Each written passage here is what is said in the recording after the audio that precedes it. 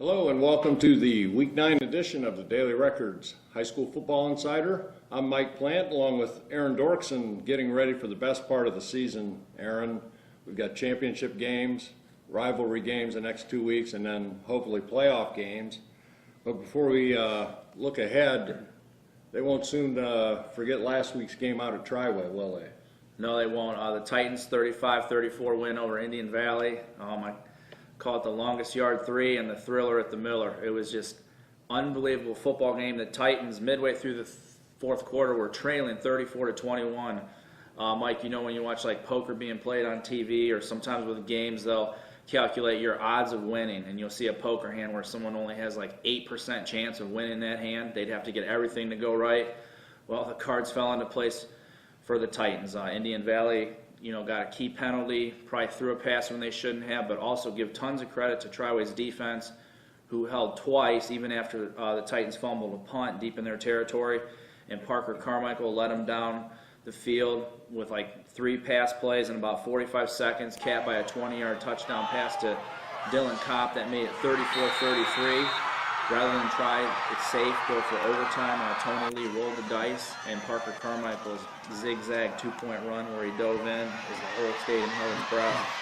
Unbelievable finish on that Yeah, while you were at that great game, I had the chance to see the area's only unbeaten team last week in the Loudonville Redbirds, and they were very impressive in beating Danville to win the Mid-Buckeye Conference Championship. Colton Edmondson, the Redbirds quarterback, who was a tailback last year as a sophomore, looked like a tailback again Friday night. He tore through the Blue Devils for 374 yards and 4 touchdowns rushing. And while the Redbirds were impressive offensively, their defense, led by their big stud linebacker Ryan Weber, showed that they were a real fast, physical unit. And by the end of the game, Danville runs a lot of short passes over the middle, and those kids had their heads on a swivel looking for those hard-hitting Loudonville defensive backs. Elsewhere, Northwestern whipped Waynedale 49-18. The Huskies can clinch a share of the WCAL title this week. And also keeping their playoff hopes alive with wins were Norwayne and Chippewa, as they stayed a game back. Well, we're going to take a break, and we'll come back and we'll look at the Week 9 matchups here on the Daily Record Football Insider.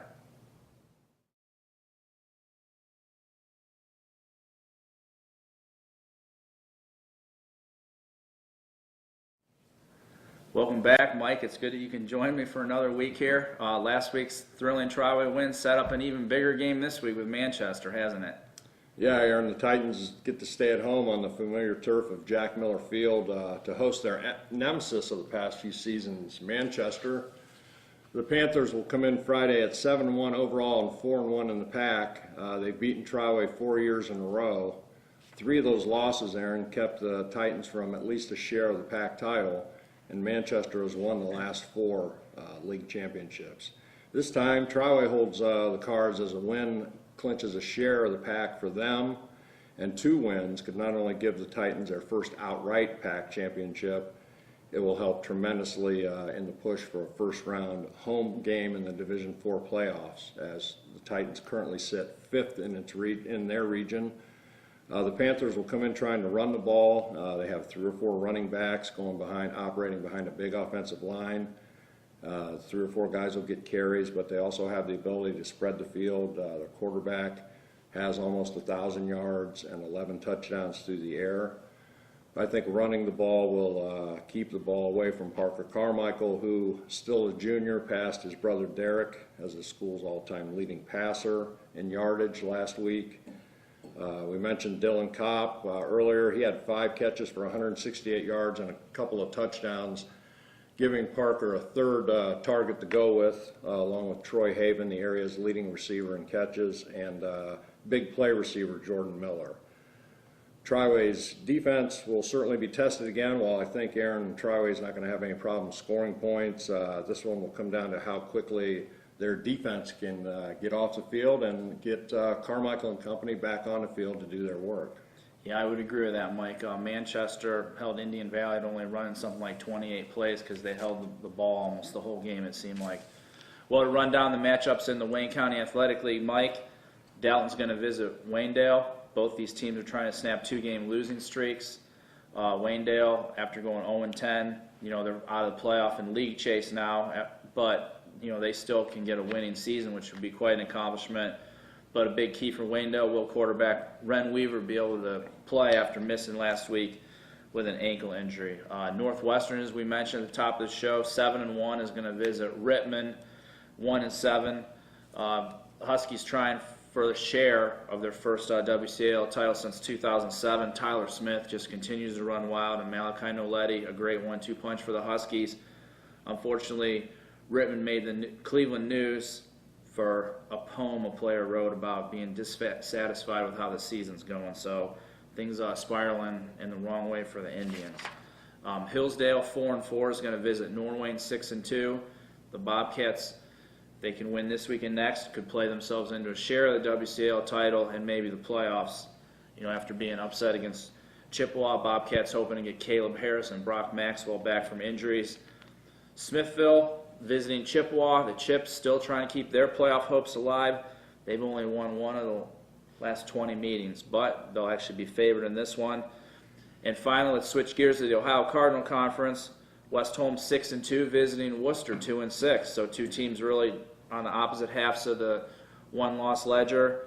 And Lane Perrone continues to just be an outstanding player for West Holmes. He's definitely probably in our top couple for Daily Record Player of the Year consideration with 2 games left. The Knights won this matchup last year 43-0, so it'll be interesting to see if Worcester at home can make a better showing. Yeah, and the Generals will also be trying to generate some positive momentum, as will Orville for next week in their annual showdown over at Red Ryder Stadium. Orville Friday night will make the long trek down to Clear Fork, trying to end its 4-game losing streak going into next week's game. And Loudonville will host River Valley from Marion County in a battle of 8-0 teams. River Valley is 4th in the state, Aaron, in Division 4, while the Redbirds are 4th in Division 5, so it should be a great game and kind of a taste of what we're going to see in the playoffs. Yeah, that should be an awesome game down there in Loudonville. Well, there's a quick look back at last week and a preview of the Week 9 matchups. As always, thanks for watching the Daily Record High School Football Insider, and you can read all about it on the Daily Record's print and online versions.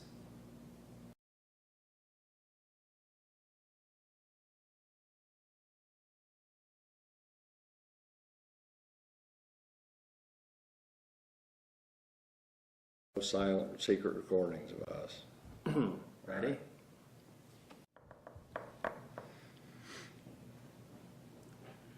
One takes me out of here. One take, Tommy and Timmy.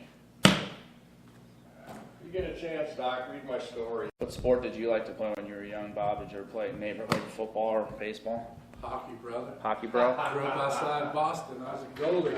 Awesome.